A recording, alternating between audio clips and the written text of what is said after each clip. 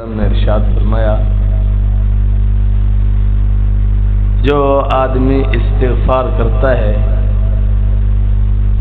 استغفار کرنے والے کو رب کائنات کل قیامت کے دن اپنی خاص رحمت سے جنت میں اعلی مقام عطا فرمائیں گے۔ اور فرمایا کہ استغفار کرنے والے کو دنیا میں اللہ رنج اور غم سے نجات دیتے ہیں۔ دکھ، درد اور تکلیفوں سے استغفار نجات کا ذریعہ ہے۔ جو کوئی بھی شخص استغفار کرتا ہے تو استغفار کی برکت سے انسان بڑے بڑے دکھ، درد، تکلیفوں سے محفوظ ہو جاتا ہے۔ فَقُلْتُ اسْتَغْفِرُوا رَبَّكُمْ إِنَّهُ كَانَ غَفَّارًا۔ اے پیغمبر علیہ السلام، آپ لوگوں سے ان سے فرما دیجئے کہ استغفار کی کثرت کریں۔ وَيُمْدِدْكُمْ بِأَمْوَالٍ وَبَنِينَ، اور جب استغفار کی کثرت ہوگی تو مولا کریم استغفار کی کثرت کی برکت سے ہمیں مال عطا فرمائیں گے، اولاد عطا فرمائیں گے۔ وَيُمْدِدْكُمْ بِأَمْوَال، مال و بنین، اور اولاد عطا فرمائیں گے۔ تو اولاد تو ہر کسی کی ہے، لیکن ایسی اولاد جو آپ کی معاون ہوگی، آپ کی خدمت گزار ہوگی، تو اپنے گناہوں پر اللہ سے روزانہ بلا ناغہ غیر مشروط استغفار کرے۔ رسول اللہ صلی اللہ علیہ وسلم نے فرمایا، کل قیامت کے دن سب سے بڑا خوش قسمت انسان وہ ہوگا جس کے نام اعمال میں استغفار کی کثرت ہوگی۔ معافی مانگنے میں اس نے کمال کر دیا، اتنی اللہ سے معافی مانگی، بار بار مانگی، بار بار مانگی، اور بلا شرط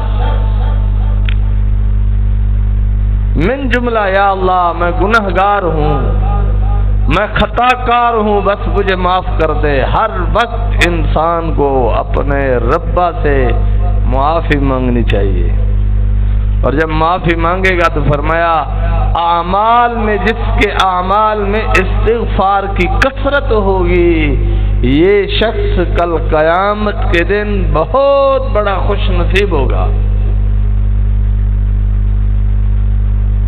استغفار کی قلت ہوگی۔ اچھا، قدرتی بات ہے کہ جب انسان استغفار کرتا ہے نا، اس میں عاجزی آتی ہے۔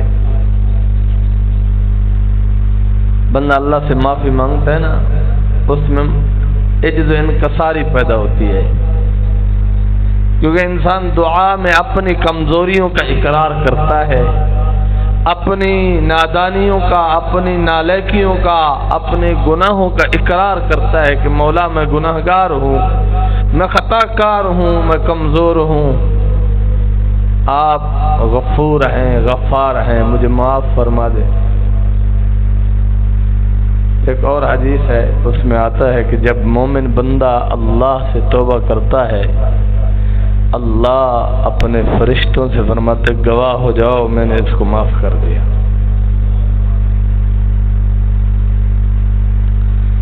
ایک اور حدیث میں آتا ہے جب آدمی اللہ سے معافی مانگتا ہے، اللہ فرشتوں سے پوچھتے ہیں یہ کیا مانگتا ہے؟ فرشتے عرض کرتے ہیں یا باری تعالیٰ، یہ آپ سے معافی مانگ رہا ہے۔ اللہ پوچھتے ہیں کیا یہ جانتا ہے کہ اگر میں معاف نہ کروں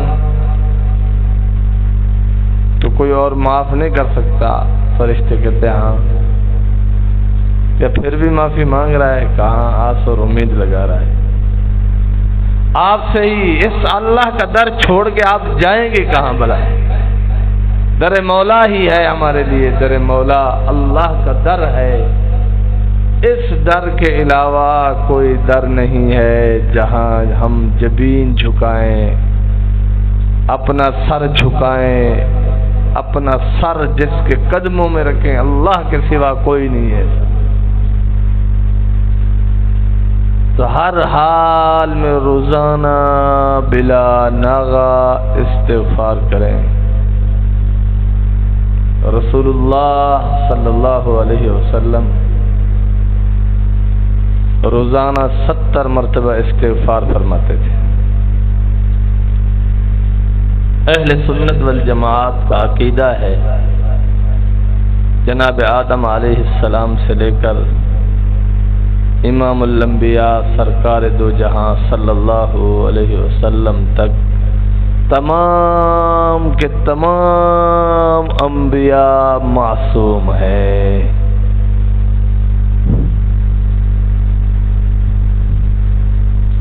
کسی قسم کے گناہ کے سرزد ہونے کا عقیدہ نہیں ہے۔ جو یہ عقیدہ رکھتا ہو کہ نبی گناہ کرتے تھے العیاذ باللہ، تو ایسا شخص اہل سنت والجماعت سے خارج ہے، مطلب ہم اسے مسلمان ہی نہیں سمجھتے۔ تو رسول اللہ صلی اللہ علیہ وسلم خاتم المعصومین بھی ہیں، خاتم النبیین بھی ہیں، تو آپ معصوم ہونے کے باوجود روزانہ 70 بار استغفار فرماتے تھے، اپنے رب سے معافی مانگتے تھے۔ ایک اور حدیث میں آتا ہے 100 بار۔ واللہ عالم بالصواب، کم و پیش اس سے اور بھی لکھے ہوئے ہیں۔ تو آپ سوچئے اور سمجھئے کہ استغفار جو پیغمبر میرے اور آپ کے آقا، میرے اور آپ کے سلطان اللہ کے بعد آپ پر اور مجھ پر جس کے سب سے زیادہ احسانات ہیں وہ جناب رسول اللہ صلی اللہ علیہ وسلم کی ذات اقدس ہے، اور رسول اللہ صلی اللہ علیہ وسلم کی ذات اقدس روزانہ 70 بار یا 100 بار استغفار فرما رہے ہیں۔ اور اللہ نے بھی قرآن پاک میں ارشاد فرمایا وَمَا كَانَ اللَّهُ مُعَذِّبَهُمْ وَهُمْ يَسْتَغْفِرُونَ۔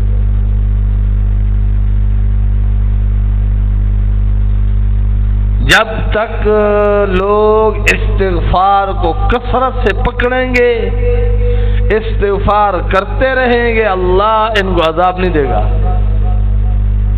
وَمَا كَانَ اللَّهُ، اللہ ان کو عذاب نہیں دے گا۔ وَهُمْ يَسْتَغْفِرُونَ، جب تک وہ لوگ استغفار کرتے رہیں گے۔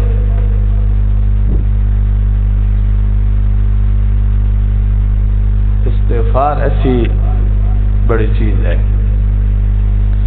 باقی گناہ، معصیت، اس کے چھوڑنے کا طریقہ یہ ہے کہ آپ اہل اللہ کے ساتھ اپنا تعلق مضبوط کرو، کمی کوتاہیاں نہ دیکھو۔ بارش برستی ہے نا، بارش درختوں پہ بہار آ جاتی ہے، درخت دھل کر صاف اور خوبصورت ہو جاتے ہیں، لیکن زمین جو کچی ہوتی ہے اس پر کیچڑ ہوتا ہے، آدمی اس میں پھسل سکتا ہے۔ جو اہل اللہ کے ہاں آ کر عیبوں پر نظر رکھتا ہے، بدگمانیاں کرتا ہے، یہ اللہ کی رحمت سے، اللہ کے قرب سے محروم رہتا ہے۔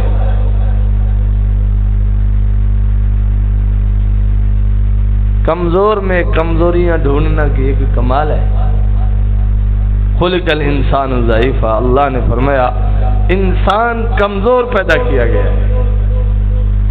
اب کمزور میں کمزوریاں تلاش کر رہا ہے، عیب دار میں عیب تلاش کر رہا ہے، یہ کوئی کمال نہیں ہے یار۔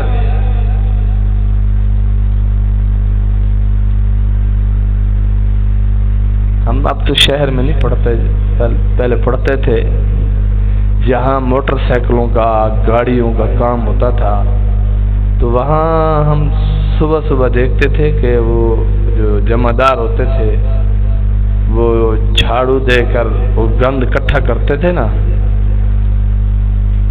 گند ایک جگہ پہ اکٹھا کرتے تھے، تو پھر اس کے بعد ایک اور قوم آتی تھی، پتہ نہیں وہ کون سی اور کیسی قوم ہوتی تھی، اس کے پاس نا وہ مقناطیس ہوتا تھا اتنا بڑا، اور وہ ڈنڈا لگا ہوتا تھا، وہ اس کو اس گند میں مارتے تھے، اس میں سے جو لوہے کے چھوٹے چھوٹے ذرات ہوتے ہیں، کل کابلا، وہ اٹھاتے تھے۔ اب دیکھو وہ گند میں گند تلاش نہیں کر رہے، مقناطیس کی کشش کے ساتھ اس گند میں سے وہ لوہا تلاش کر رہے ہیں، اس کو کباڑے میں جا کے بیچیں گے۔ یہ میں نے اپنی آنکھوں سے دیکھا ہے شہروں میں صبح صبح، کیونکہ میں فجر کی نماز پڑھانے جاتا تھا، تو جب نماز پڑھا کے آ رہا ہوتا تھا تو اس وقت وہ ایسا کر رہے ہوتے تھے۔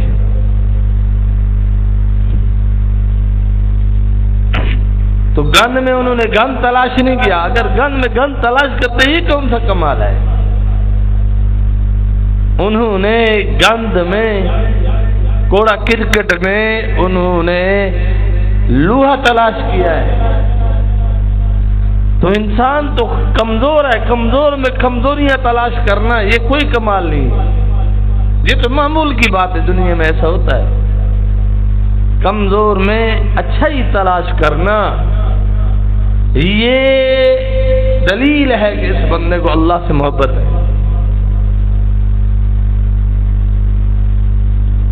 دلیل ہے اس بندے کو اللہ سے محبت ہے،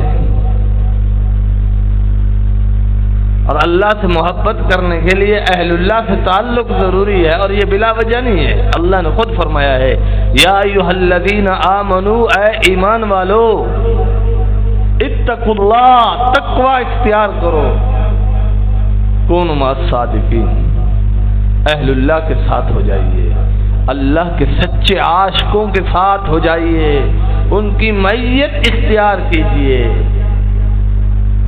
اور جب اہل اللہ کے ساتھ ہوگا، ادھر استغفار ہوگا، صابن، استغفار صابن ہے، گناہ دھوئے جا رہے ہیں، اور اہل اللہ کی صحبت یہ خوشبو ہے، خوشبو ہے کہ اہل اللہ کی صحبت سے رفتہ رفتہ رفتہ رفتہ یہ بندہ اللہ کے قریب ہو جائے گا، آہستہ آہستہ اللہ کے قریب ہو جائے گا۔ یہ کہہ رہی تھی میں کودے میں لینے پہ تو قرب الہی حاصل کرنے کے لیے، اللہ کا قرب حاصل کرنے کے لیے روزانہ ترتیب بناؤ، قرآن کریم کی تلاوت کرو، سب جو آتا ہے وہ پڑھو، آپ کو جتنا آتا ہے وہ تو پڑھو یار۔ صبح کی نماز پڑھو، امام نے تسبیحات مکمل کر کے دعا کرائی، جیسے دعا کرائی آپ فوراً قرآن کریم اٹھا لو، روزانہ کسی طرف نہ دیکھو، نہ موبائل کو دیکھو، نہ دروازے کو دیکھو، نہ اور مقتدیوں کو دیکھو، پہلے جاؤ الماری سے قرآن اٹھاؤ مسجد میں، اللہ کے کلام کی روزانہ بلا ناغہ کچھ نہ کچھ تلاوت ضرور کرو، یہ اللہ کے قرب کا ذریعہ ہے۔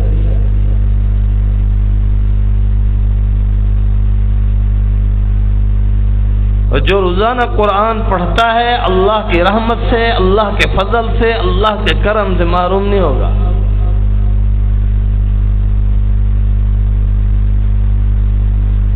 اور روزانہ بلا ناغہ استغفار کی ترتیب بناؤ، جہاں کہیں ہو استغفر اللہ استغفر اللہ، اتنا دعا ہر مسلمان کو آ جاتا ہے یار، استغفر اللہ استغفر اللہ، زبان سے بھی کہہ دے یا اللہ میں سب گناہوں کی معافی مانگتا ہوں، میرے سب گناہ معاف کر دے، میرے سب گناہ معاف کر دے۔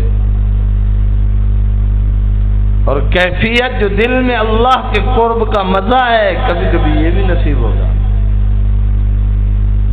رات آپ کہہ رہے تھے ہمیں بہت مزہ آیا ہے، ایسا مزہ روز بھی آئے گا، 24 کے 24 گھنٹے نہیں آئے گا۔ 24 کے 24 گھنٹے آنے لگ جائے تو پھر آپ پتہ نہیں کیا کچھ کرو گے، لیکن انشاءاللہ آپ کو اللہ ایسا آپ پر اللہ اپنا کرم فرمائیں گے کہ آپ کا دل بولے گا، دل آپ کا اللہ سے ہم کلام ہوگا، دل پر اللہ اپنے انوارات نازل کرے گا اور آپ ایسا سرور و مستی کے عالم میں آئیں گے، آپ سوچتے رہ جاؤ گے یار یہ ہوا کیا ہے، اور پھر اس کیفیت کے لیے آپ بار بار جستجو کرو گے۔ تو دو طریقے ہیں، ایک بد نگاہی سے بچنے کے لیے پورا زور لگا دو، دوسرا استغفار کرو، اللہ سے غیر مشروط اپنے گناہوں کی اور بغیر جھچک کے مانگو۔ ان اللہ یحب التوابین، بے شک اللہ توبہ کرنے والوں سے محبت کرتے ہیں۔ یہ شیطان آپ کو کہے گا وہ بھائی روز توبہ کرتا ہے ٹوٹ جاتی ہے، کیا فائدہ؟ یہ شیطان آپ کو کہے گا۔ حدیث پاک میں آتا ہے، رسول اللہ صلی اللہ علیہ وسلم نے فرمایا دن میں ایک گناہ 70 بار ہو جائے، 70 بار اللہ سے صدق کے دل سے معافی مانگ، صدق کے دل سے اللہ سے توبہ کر۔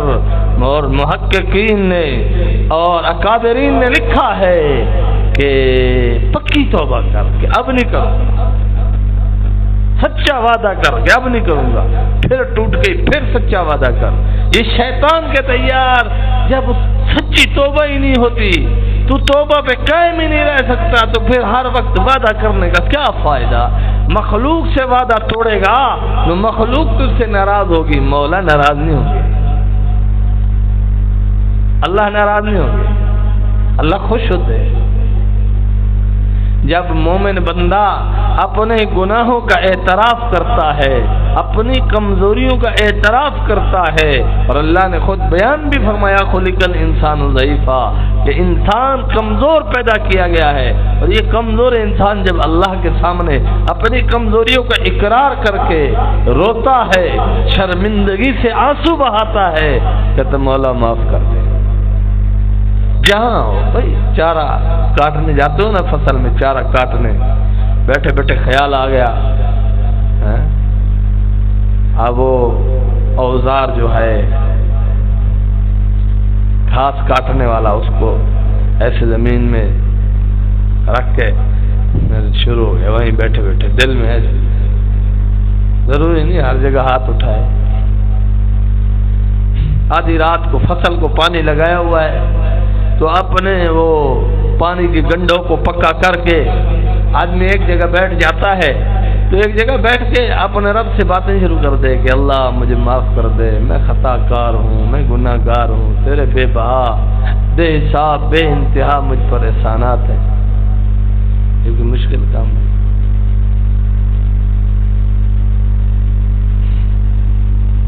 بالکل آسان کام ہے۔ اور جب فرصت ملے یہاں آؤ، ظہر تاثر یہاں میں ہوتا ہوں، جب بھی آپ کو وقت ملے آپ یہاں آؤ، جمعے کا علاوہ، جمعہ چھٹی ہوتی ہے، جب ٹائم ملے۔ ہاں، لوگوں کو جب دل اداس ہوتا ہے تو یہاں سے نکلتے ہیں، ہوٹلوں پہ جاتے ہیں، چائے پیتے ہیں، یار موڈ خراب ہے، اڈے پہ چکر لگائیں، اڈے پہ جا کے فلمیں دیکھ کے موڈ ٹھیک ہو جاتا ہے۔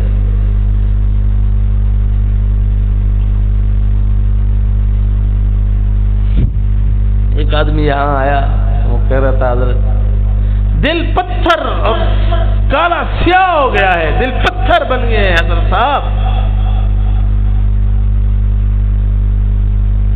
ہمیں لگتا ہے کوئی امکان نہیں ہے. میں نے کہا یہ فکر جو لگ گئی ہے، فکر کہ دل پتھر ہو گیا ہے، یہ فکر لگنا یہ علامت ہے کہ دل موم اور نرم ہو سکتا ہے.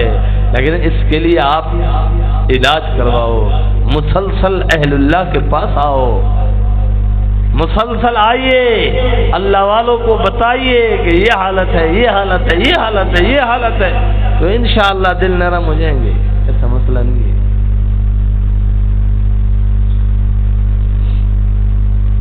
دل نرم ہو جائیں گے.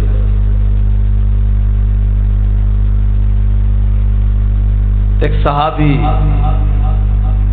رضی اللہ عنہ نے کہا بھئی مجھے رونا نہیں آتا، میں بڑی کوشش کرتا ہوں اللہ کے سامنے، مجھے رونا نہیں آتا. حضرت ابو بکر صدیق رضی اللہ عنہ نے ارشاد فرمایا رونا نہیں آتا، رونے والی شکل بنا لیجئے. رونا نہیں آتا، رونے والی شکل بنا لیجئے، کام آسان ہو جائے گا. حدیث پاک میں آتا ہے رسول اللہ صلی اللہ علیہ وسلم نے ارشاد فرمایا کہ اللہ فرماتے ہیں بندہ جیسے مجھ سے گمان کرتا ہے میں اپنے بندہ کے گمان کے قریب ہوتا ہوں. اللہ فرماتے ہیں میں بندے کے گمان کے قریب ہوتا ہوں.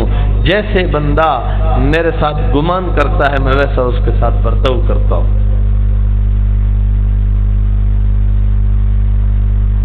اب بندے کا اللہ کے ساتھ گمان ہو، صحیح ہو کہ اللہ مجھے معاف کرے گا، اللہ مجھے اپنا قرب عطا کرے گا، اللہ مجھے اپنی محبت عطا فرمائے گا، اللہ مجھے جنت میں مقام عطا فرمائے گا، اللہ مجھے اپنے عاشقوں میں شامل فرمائے گا.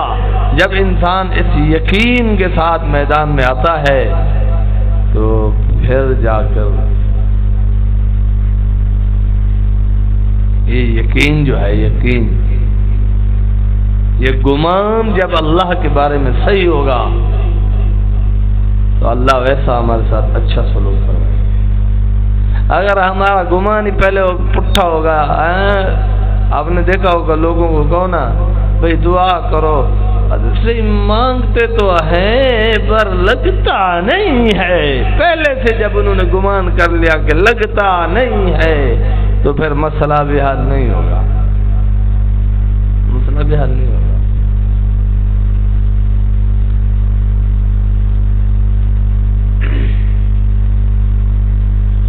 اور یہ اصلاح کا کام جو ہے یہ صاحب فن کرتا ہے. ہم نے اپنے بیٹے کو فلاں جگہ بھیجا، فلاں جگہ بھیجا، فلاں جگہ بھیجا، فلاں جگہ بھیجا، بندے دا پتر بڑھوے سی، وہ نہیں بڑھتا بندے دا پتر.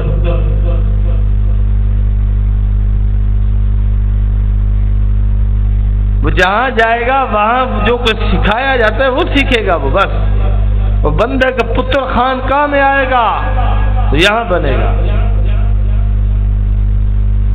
اور مسلسل آئے گا، مسلسل آئے گا.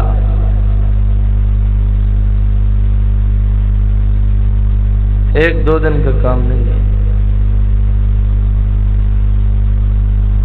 مر جانے والی، گل تھل جانے والی لاشوں پر مرنے والا نالائق، وہ ہر وقت، ہر لمحہ، ہر گھڑی اپنی اس مر جانے والی، گل جانے والی لاش کو جس سے پیار کرتا ہے اپنے تصور میں رکھتا ہے، سویا ہوا ہے، اس کا تصور لیے ہوئے ہے، کاروبار کر رہا ہے، دکانداری کر رہا ہے، اپنی معشوق کا تصور ہے. او بھائی ایک مر جانے والی، گل جانے والی، سڑ جانے والی لاش پہ جو مرتا ہے وہ ہر وقت اس کا تصور لیے ہوئے ہے کہ میری معشوق، میری معشوق، میری معشوق. ارے تو کیسا نالائق ہے کہ تو کہتا ہے میں مولا پر فدا ہونا چاہتا ہوں، میں مولا سے عشق کرنا چاہتا ہوں، میں رسول اللہ صلی اللہ علیہ وسلم سے عشق کرنا چاہتا ہوں، لیکن تیرے تصورات میں، تیرے خیالات میں رسول اللہ نہیں ہے، تیرے خیالات میں اللہ نہیں ہے، تیرے جذبات میں اللہ نہیں ہے، تو کیسے اللہ تک پہنچے گا؟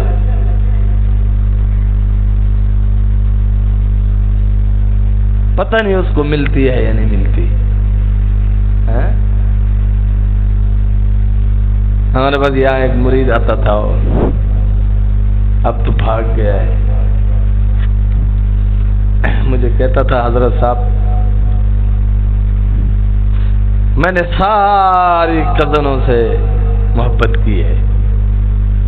میں نے کہا پھر کیا ہوا؟ کہ وہ اور جگہ پہ بھی آ گئی. میں نے کہا پھر سن. میں نے اس کو پھر ایک شعر بنا کے میں نے بھی سنا دیا.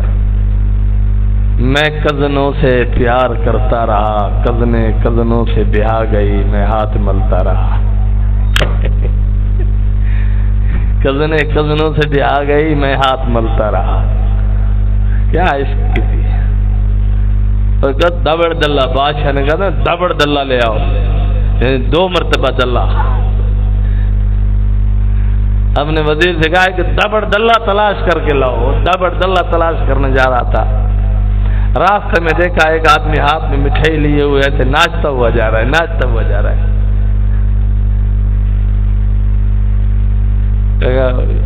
خیر ہے، اتنا خوش ہوئے جا رہا ہے، خیر ہے. اس نے کہا میں جس لڑکی سے پیار کرتا تھا، میں جس لڑکی سے پیار کرتا تھا، آج میں اس کا چاچو بن گیا ہوں. اس نے کہا یہ ہے دبڑ دلہ، اس کو لے گیا. کہا یہ ہے، یہ اپنی کزن سے پیار کرتا تھا، وہ اور جگہ بہا گئی، اس کا بچہ ہوا تو یہ مٹھائی لے کے ٹہل رہا ہے. کیوں کہ آج میں اپنی کزن سے پیار کرتا تھا، آج اس کے بچے کا میں ماموں بن گیا ہوں، میں آج چاچو بن گیا ہوں اس کا، آج میں اس کا خالو بن گیا ہوں. اس کو کہتے دبڑ دلہ. ایک گندی بیماری ہے بھائی. ایمان برباد ہو جاتا ہے. ایمان، دنیا کا سکون برباد ہو گیا. خسرت دنیا فی الاخرہ، دنیا اور آخرت دونوں برباد ہو گیا. دنیا اور آخرت دونوں ختم. خسرت دنیا فی الاخرہ، دونوں میں یہ خسارے میں، دونوں جہان میں یہ برباد ہو گیا. حسیناؤں سے دل بچانے میں جو مشقت اور تکلیف اٹھاتے ہو، اللہ آپ کی اس تکلیف پر آپ کو جنت میں اعلیٰ مقام عطا فرمائیں گے، اور دنیا میں اللہ اپنے قرب کی خاص لذت عطا فرمائیں گے، خاص مزہ عطا فرمائیں گے. آپ ایک بار قربانی تو دو یار. قربانی دیتے نہیں، قربانی دیتے نہیں. کہتے حضرت کوئی ایسا وظیفہ بتاؤ اللہ کی محبت میرے دل میں آ جائے. تو اللہ کی محبت حاصل کرنے کا 100% گارنٹی شدہ وظیفہ یہ ہے کہ حسیناؤں کو دیکھنا چھوڑ دو، حسیناؤں سے بات کرنا چھوڑ دو، حسیناؤں کا تصور لانا چھوڑ دو. یہ سب سے بڑا وظیفہ ہے. جیسے حضرت تھانوی رحمۃ اللہ علیہ کے پاس ایک آدمی آیا، کہا حضرت دعا کرو اللہ پاک مجھے حج کروائے، اور کوئی وظیفہ بھی ارشاد فرما دو.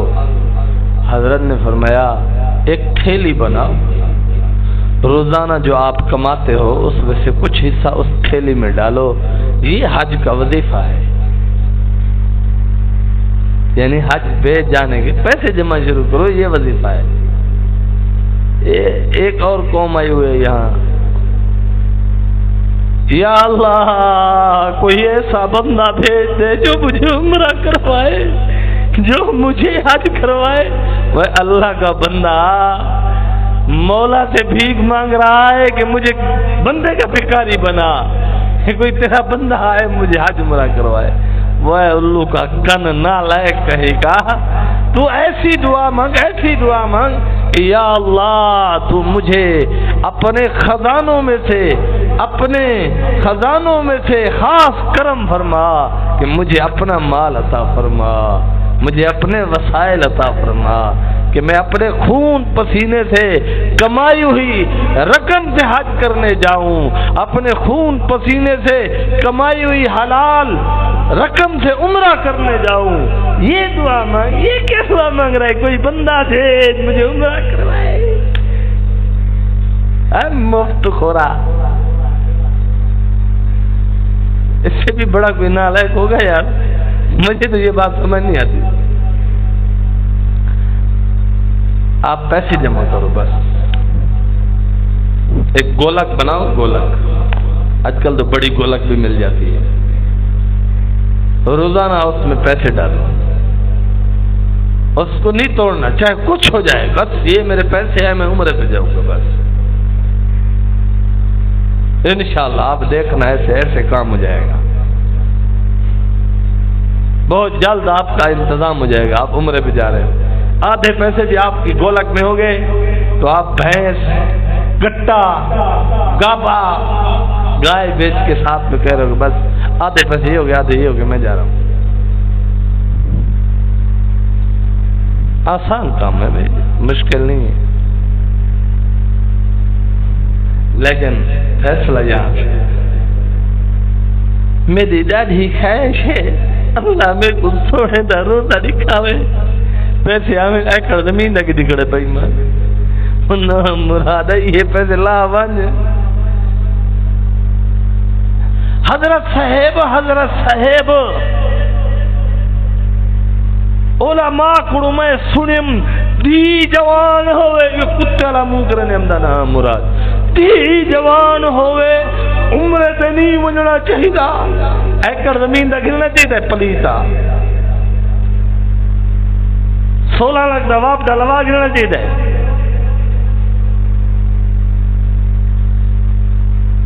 16-20 لاکھ دا کاروبار کرنا اے جائز ہے، دی پر نامن جائز کے نہیں میں، لیکن دی بیٹی ہے عمرہ کرنا جائز کے نہیں۔ واہ وکڑے مفتی دا شکر دائی وائے جلہ دن خدا دی قسم منہ باندھے میں اس میں بندے دا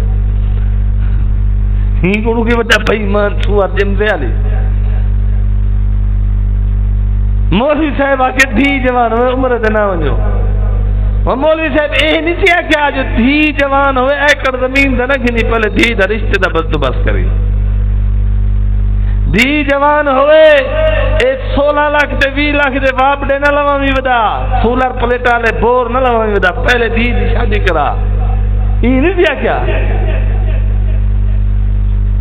شہر دے وچ 50 لاکھ دا پلاٹ، مولوی سے کوئی یہ نہیں دی روکیا جو بھی پلاٹ نہ گنی پہلے دھی پر نہ، یہ کہہ دیا کیا؟ صرف اللہ دے گھر کڑو روکے دی، واہ واہ صدقے واہ تیری قسمت کو بہت مر رہے۔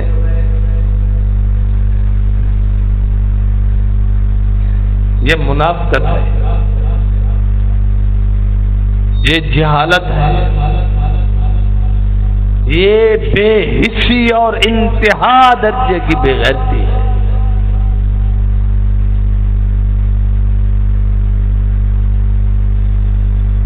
میرے پیر و مرشد شاہ جلیل احمد اخون صاحب دامت برکاتہم العالیہ نے ایک بہت پیاری بات ارشاد فرمائی، فرمایا میرے پاس ایک بندہ آیا، دیکھو بھئی اللہ والوں کے پاس آیا تو مسئلہ حل ہوا نا، کہا میری اولاد کے رشتے نہیں ہو رہے، بیٹیاں جوان ہیں، بیٹے جوان ہیں، بہت پریشان ہوں۔ حضرت نے اندازہ لگایا، حضرت نے فرمایا میں نے اندازہ لگایا کہ یہ مالدار ہے، میں نے کہا تو نے اللہ کے فرض میں کوتاہی کی ہے، پہلے وہ فرض پورا کر۔ کہا حضرت مجھے تو کسی مولوی نے کہا پہلے اولاد کی شادی کر پھر حج پہ جانا، حضرت نے فرمایا پہلے حج پہ جاؤ۔ جیسے حج کر کے آیا 1 سال کے اندر اندر اس کی بیٹیوں کے رشتے بھی ہو گئے، بیٹوں کے بھی ہو گئے، کیونکہ وہ فرض اس نے چھوڑا ہوا تھا، وہ فرض چھوڑنے کی وجہ سے اللہ کی رحمت اس سے ہٹ گئی تھی۔ تمہیں کس پاگل نے کہہ دیا یار؟ ہاں تیرے پاس مالیت محدود ہے اور ادھر تیری بیٹی کا رشتہ ہو گیا، اب تیرے پاس پیسے اتنے ہیں کہ یا تو بیٹی کی شادی کرے گا یا اسے عمرہ کرے گا، تو پھر بیٹی کی شادی کر، عمرہ چھوڑ دے، عمرہ بعد میں کر دینا، پہلے بیٹی کی شادی کر دے۔ اگر بیٹی کا رشتہ نہیں بن رہا، آپ کے پاس پیسہ ہے، پتہ نہیں کس پاگل نے کہا زمین خریدنا تو جائز ہے، پلاٹ خریدنا جائز ہے، دکان خریدنا جائز ہے، بڑی کار خریدنا جائز ہے، لیکن عمرے پہ جانا جائز نہیں۔ علماء رکے نہیں، میں حکومت ہوا نا یہ سب کو ٹنگ کرنا مذاق پلاوا چوک دلتے، میرا وقت نہیں لگتا یار۔ زمین ہی نہ جائز ہے، جی جوان گھر بیٹھی تھے بے غیرتا ایکڑ زمین لگی نہ جائے دے، 20 لاکھ دی دکان ہی نہ جائے دے، 20 لاکھ دا سولر سسٹم لما من جائے دے، 3 لاکھ دی کار ہی نہ جائے دے، 2.5 لاکھ دا عمرہ جائز کے نہیں آدھے منافقت سنگ ہونے میں کئی سنگ نہیں، یہ سنگ نہیں منافقت یہ سنگ ہونے 20 لاکھ 3 لاکھ 40 کروڑ روپے جب پراپرٹیاں خریدتی ہیں پہ یہ جوان عمر۔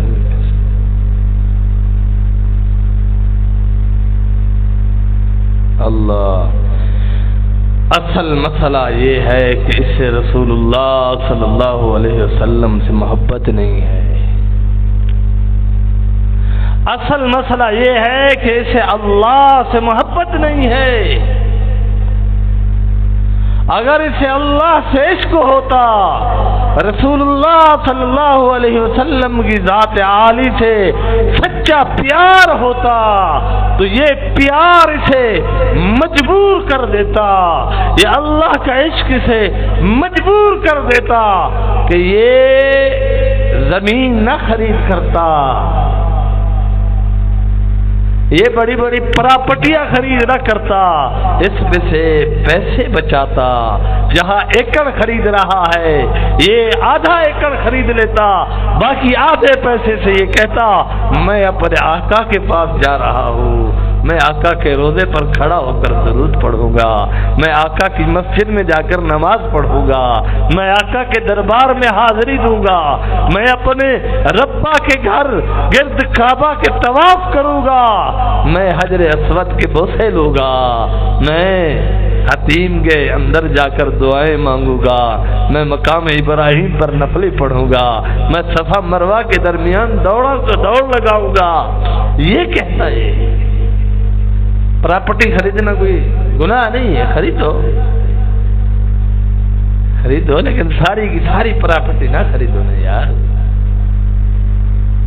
کچھ اس دل میں ساری پراپرٹی کی جگہ نہ رکھو، کچھ اس دل میں اپنے آقا علیہ السلام کی جگہ بھی تو رکھو نا، اپنے مولا اپنے خالق اور مالک کے لیے بھی تو اس دل میں جگہ رکھو نا کہ میں نے مولا کے گھر جانا ہے، بس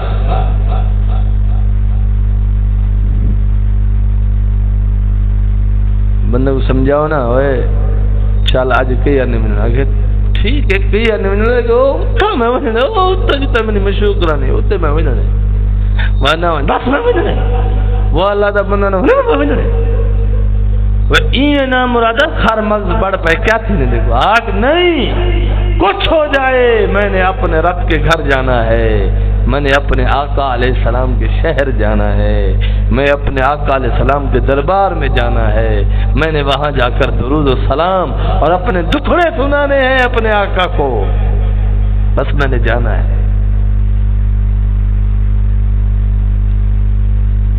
رقم بچاؤ تیاری کرو، اللہ سے پیسہ مانگو، اللہ سے پیسہ مانگو، دولت مانگو، لیکن نیت کرو کہ اس لیے مانگ رہا ہوں کہ یا اللہ تیرے گھر کا سفر کروں گا، آقا علیہ السلام کے روضے پر حاضری دوں گا، اور بار بار ایک بار نہیں جاؤں گا. دل ہونا چاہیے نا، یہ دل کا سودا ہے. اور یہ خانقاہ سے آپ کو ملے گی. محبت کا مزہ یہاں سے آپ کو، محبت کی ترغیب، محبت کا سلیقہ یہاں سے ملے گا، اور تکمیل وہاں ہوگی، جانا پڑے گا.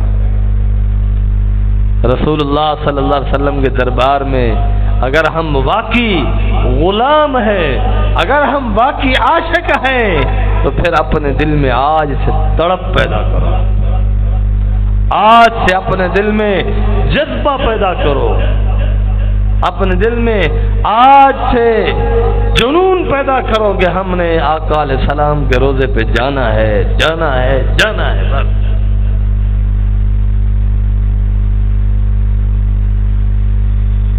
جاؤ گے؟ صدقے دل سے کہہ رہے ہو جاؤ گے؟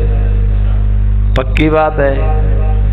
ہاں، آپ زمین بھی خریدو، دکانیں بھی خریدو، پراپرٹی بھی بناؤ، پلاٹ بھی خریدو، لیکن سارے کے سارے پلاٹ نہ خریدو، ساری کی ساری زمین نہ خریدو، ساری کی ساری دکانیں نہ خریدو. کچھ حصہ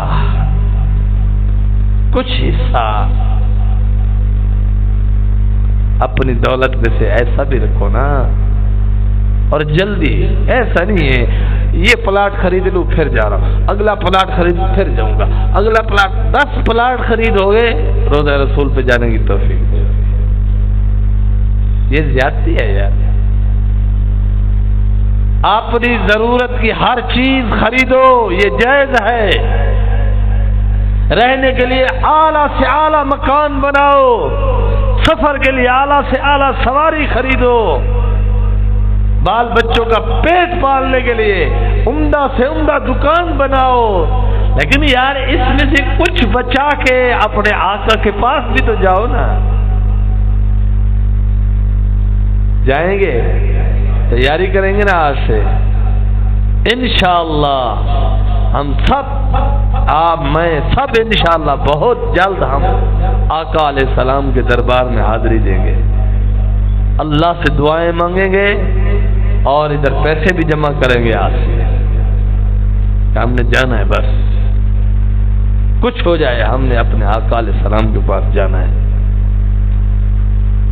ہم نے کعبۃ اللہ میں جانا ہے، کعبہ کے گرد ہم نے طواف کرنا ہے، حجر اسود کا بوسہ لینا ہے، حتیم میں جا کر نفل پڑھنی ہے، مقام ابراہیم پہ جا کر نفل پڑھنی ہے، صفا مروہ کی ہم نے دوڑ لگانی ہے.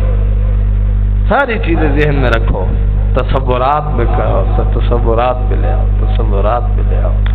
روزانہ جیسے ہنگنے موتنے والی پہ مرنے والا روزانہ معشوق کا تصور کرتا ہے، روزانہ